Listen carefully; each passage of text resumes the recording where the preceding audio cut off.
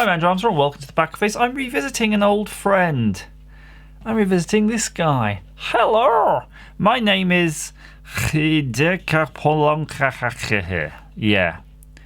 Unfortunately, I can't read this. However, I do recall whilst visiting Moscow, if you actually do sort of learn or someone tells you the pronunciation of some of these characters, it's pronounced pretty much as you see it if you know how to read them. So thanks, big shout out to Alexander and Dimitri, because they're the guys who got me this. And this is a fantastic unit.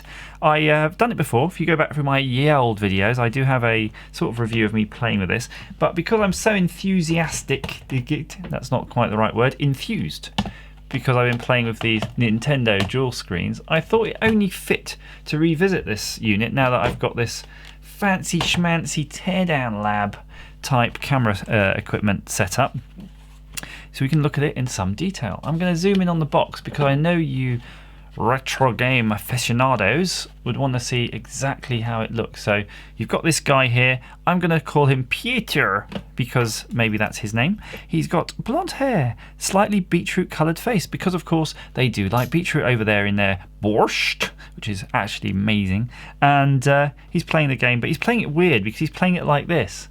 I'm playing it like a mobile phone. I'm playing it like a mobile phone, Daddy. And that's weird because, of course, mobile phones weren't invented in the 80s. I guess this is the 80s. We'll see. This is a Soviet-era comrade, Soviet-era game. So fantastic. They actually cloned a lot of these sort of Western games or Japanese games. I'm saying Western games, all from Japan anyway. And it's its own version. Look, there's some writing here. It says one of these, two of these, one of those. 7 to 16, chims, ems, vims, I don't know. Quality control. It's okay. This is okay, guys. Oh, it's so fragile. I don't want to break the box. There's its markings, and I think that's the warranty. The warranty from olden times. Beautiful. Beautiful. Now, very luckily, look, it has the box. Sorry, obviously it has the box, but it actually has the book as well. Just notice, these boxes have these perforations down the edge, and that's very much, if you remember the Pocket Operators video I did recently, they've sort of kind of cloned this old school style. Wonderful. Now, the book.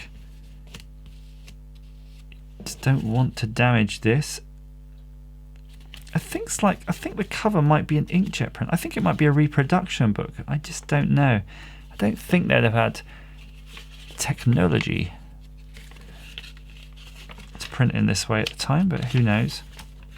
The nice thing about the book, it's obviously the sort of instruction manual going through the game and maybe different variants.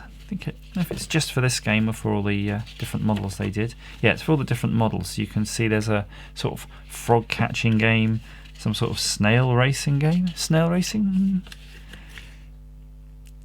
Destroyer shooting. Aye aye, Captain. Yeah, like some sort of sub-hunt type game.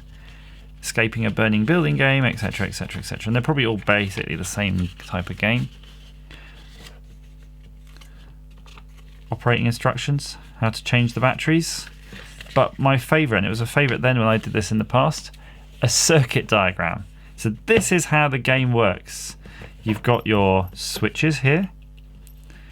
You've got sort of a capacitor, resistor, diode thing going on here. Timing circuit. Big chip, that's the chip that does everything. And then a few other bits and bobs. Oh, there's another capacitor here. Who knows? Stuff to do probably with picking up when you push the button. Stops the screen dimming, something like that. Is there anything else in the book? Maybe that's the registration or warranty card. So yeah, I think another thing that might give it away why the book may be a reproduction is that it doesn't quite fit in the box, but I really don't know. That might have been a feature at the time because maybe they sort of jammed the unit in the box with it. So onto the back of the unit, a really nice kickstand. That's great, man. So if you're using it as an alarm clock, you can actually have it at the side of your bed. Some sort of quality stamp here covering one of the screws so you can't get into it. Batteries flipped around old school style, and these are kind of the wrong batteries actually because these are ones I've sort of had lying around, and you can see they're a lot thinner than the actual battery. So I've got some actual ones here that should be used. Just to sort of compare and contrast, by the way, if you look at the quality of these contacts, they are really nowhere near as good as the ones on the original units. So there are obviously some compromises in manufacture, but that's fine. We'd expect that. You have no idea when this was sort of genuinely made. Dimitri Alexander, anyone who's watching from that sort of region, if you can let me know when you think this will be made. You know, you've got the paperwork here, you did see it. Game A, Game B, and I'm thinking alarm, time, something like that. Sound on off, setting the clock. Game A. So you've got 4 buttons. You see the eggs rolling down? You've got these eggs sort of rolling down. You're basically catching them in the basket. Another one up here. Nice. That's pretty much it. And look, there's a sort of a rabbit there. I don't know if you're helping her out. You know, you don't think some sort of wolf generally as a guy who really cares about these eggs. So he's probably just nicking them. Oh, what? What happened? Is it going into some sort of time setting mode? Yeah, that was strange. Maybe it just reset on me. So there you have it. That is the Fox game. I think it's a clone of a Mickey Mouse type game. Works well. Fantastic little trinket this. Happy days from Soviet Russia.